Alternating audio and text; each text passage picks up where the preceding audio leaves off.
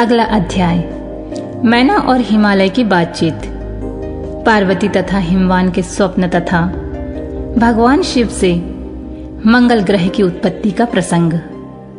ब्रह्मा जी कहते हैं, नारद, जब तुम स्वर्गलोक को चले गए तब से कुछ काल और व्यतीत हो जाने पर एक दिन मैना ने हिमवान के निकट जाकर उन्हें प्रणाम किया। फिर खड़े हुए गिरी कामिनी मैना अपने पति से विनय पूर्वक बोली। मैना ने कहा, प्राणनाथ, उस दिन नारद मुनि ने जो बात कही थी उसको स्त्री स्वभाव के कारण मैंने अच्छी तरह नहीं समझा। मेरी तो यह प्रार्थना है कि आप कन्या का विवाह किसी सुंदर वर के साथ कर दीजिए। वह विवाह सर्वथा अपूर्व सुख देने वाला होगा। गिरजा का वर शुभ लक्षणों से संपन्न और कुलीन होना चाहिए। मेरी बेटी मुझे प्राणों से भी अधिक प्रिय है। वह उत्तम वर पाकर जिस प्रकार भी प्रसन्न हो, सुखी हो सके, वैसा कीजिए। आपको मेरा नमस्कार है। ऐसा कहकर मैना अपने पति के चरणों पर गिर पड़ी। उस समय उनके मुख पर आंसुओं की धारा बह रही थी। प्राग शिरोमणि हिमवान ने उन्हें उठाया और यथावत समझाना आरंभ किया। हिमालय बोले, देवी मैनके, मैं यथार्थ और तत्व की बात सुनाता हूँ, सुनो। भ्रम छोड़ो, मुनि की बात कभी झूठी नहीं हो सकती। यदि बेटी पर तुम्हें स्नेह है तो उसे सादर शिक्षा दो। वह भक्ति पूर्वक सुस्थिर चित्त से भगवान शंकर के लिए तप करे। मैनके, यदि भगवान शिव प्रसन्न होकर काली का पारिग्रहण कर लेते हैं तो सब शुभ ही होगा। नारद जी का बताया हुआ अमंगल या अशुभ नष्ट हो जाएगा। शिव के समीप सारे अमंगल सदा मंगल रूप हो जाते हैं। इसलिए तुम पुत्री को शिव की प्राप्ति के लिए तपस्या करने की शीघ्र शिक्षा दो। ब्रह्मा जी कहते हैं, नारद, हिमवान की यह बात सुनकर मैना को बड़ी प्रसन्नता हुई। वे तपस्या में रुचि उत्पन्न करने के लिए पुत्री को उपदेश देने में निमित्त उसके पास गईं। परंतु बेटी के सुकुमार अंग पर दृष्टिपात करके मैना के मन में बड़ी व्यथा हुई। उनके दोनों नेत्रों में तुरंत आंसू भर आए। फिर तो गिरी प्रिया मैना में अपनी पुत्री को उपदेश देने की शक्ति नहीं रह गई। अपनी माता की उस चेष्टा को पार्वती जी शीघ्र ही ताड़ गईं। तब वे सर्वज्ञ परमेश्वरी कालिका देवी माता को बारंबार आश्वासन देकर तुरंत बोली। पार्वती ने कहा, माँ, तुम बड़ी समझदार हो, मेरी यह बात सुनो। आज पिछली रात्रि के समय ब्रह्म मुहूर्त में मैंने एक स्वप्न देखा है, उसे बताती हूँ माता जी। स्वप्न में एक दयालु और तपस्वी ब्राह्मण ने मुझे शिव की प्रसन्नता के लिए उत्तम तपस्या करने का प्रसन्नता पूर्वक उपदेश दिया है। नारद, यह सुनकर मेनका ने शीघ्र अपने पति को बुलाया और पुत्री के देखे हुए स्वप्न को पूर्णतः कह सुनाया। मेनका के मुख से पुत्री के स्वप्न को सुनकर गिरिराज हिमालय बड़े प्रसन्न हुए और अपनी प्रिय पत्नी को समझाते हुए बोले। गिरिराज ने कहा, प्रिय, पिछली रात में मैंने भी एक स्वप्न देखा है। मैं आदर पूर्वक उसे बताता हूँ, तुम प्रेम पूर्वक उसे सुनो। एक बड़े उत्तम तपस्वी थे। नारद ने वर के जैसे लक्षण बताए थे, वैसे उसी लक्षणों से युक्त शरीर को उन्होंने धारण कर रखा था। वे बड़ी प्रसन्नता के साथ मेरे नगर के निकट तपस्या करने के लिए आए। उन्हें देखकर मुझे बड़ा हर्ष हुआ और मैं अपनी पुत्री को साथ लेकर उनके पास गया। उस समय मुझे ज्ञात हुआ कि नारद जी के बताए हुए वर भगवान शंभु ये ही हैं।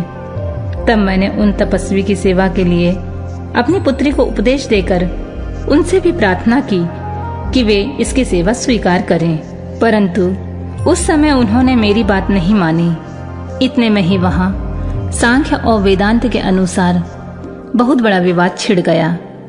तदनंतर उनकी आज्ञा से मेरी बेटी वहीं रह गई और अपने हृदय में उन्हीं की कामना रखकर भक्ति पूर्वक उनकी सेवा करने लगी। सुमुखी, यही मेरा देखा हुआ स्वप्न है जिसे मैंने तुम्हें बता दिया। अतः प्रिय, मैंने कुछ काल तक इस स्वप्न के फल की परीक्षा या प्रतीक्षा करनी चाहिए। यह समय उचित जान पड़ता है, तुम निश्चित समझो, यही मेरा विचार है। ब्रह्मा जी कहते हैं, मुनीश्वर नारद, ऐसा कहकर गिरिराज हिमवान और मैं इनका शुद्ध हृदय से उस स्वप्न के फल की परीक्षा एवं प्रतीक्षा करने लगी। देवर्षि, शिरोभक्त शिरोमणि, भगवान शंकर का यश परम पावन, मंगलकारी, भक्तिवर्धक और उत्तम है। तुम इसे आदर पूर्वक सुनो।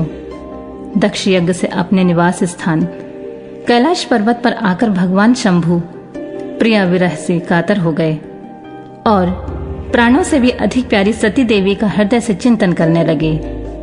अपने पार्षदों को बुलाकर सती के लिए शोक करते हुए उनके प्रेम वर्धक गुणों का अत्यंत प्रीतिपूर्वक वर्णन करने लगे।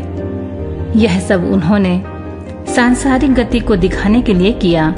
फिर गृहस्थ आश्रम की सुंदर स्थिति तथा नीति रीति का परित्याग करके वे दिगंबर हो गए और सब लोकों में उन्मत्त की भांति भ्रमण करने लगे। लीला कुशल होने के कारण विरह की अवस्था का प्रदर्शन करने लगे।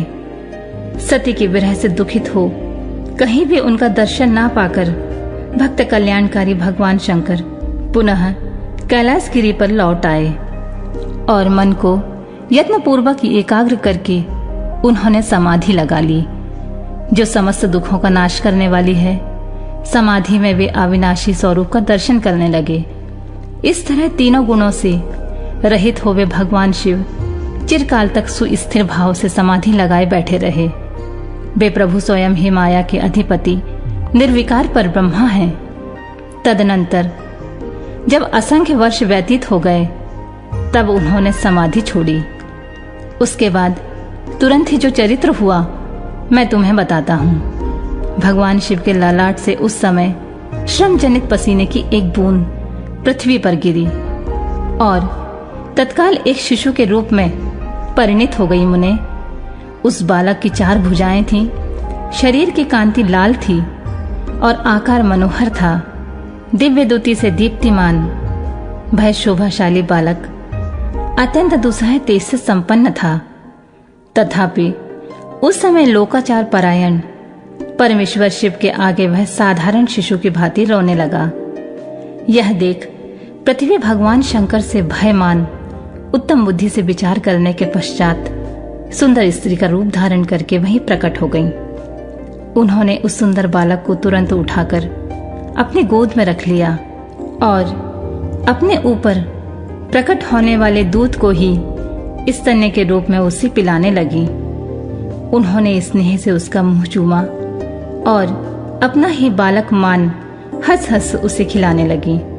परमेश्वर शिव का हित साधन करने वाली पृथ्वी देवी सच्चे भाव से स्वयं उसकी माता बन गईं।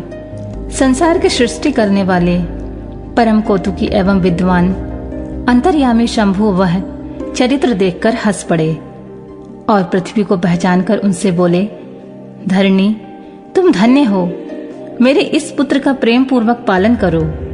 तुम श्रेष्ठ शिशु मुझ महान तेजस्विनी शंभु के श्रम जल पसीने से ही तुम्हारे ऊपर उत्पन्न हुआ है। वसुधे, यह प्रियकारी बालक यद्यपि मेरे श्रम जल से प्रकट हुआ है, तथापि तुम्हारे नाम से तुम्हारे ही पुत्र के रूप में इसकी ख्याति होगी। यह सदा त्रिविध तापों से रहित होगा, अत्यंत गुणवान और भूमि देने वाला होगा। यह मुझे भी सुख प्रदान करेगा। तुम इसे अपनी रुचि के अनुसार ग्रहण करो। ब्रह्मा जी कहते हैं, नारद, ऐसा कहकर भगवान शिव चुप हो गए। उनके हृदय से विरह का प्रभाव कुछ कम हो गया। उनमें विरह क्या था? वे लोकाचार का पालन कर रहे थे। वास्तव में सत्पुरुषों के प्रिय श्री रुद्रदेव निर्विकार परमात्मा ही हैं। शिव की उपयुक्त आज्ञा को शिरोधार्य करके पुत्र सहित पृथ्वी देवी शीघ्र ही अपने स्थान को चली गईं। उन्हें अत्यंत सुख मिला।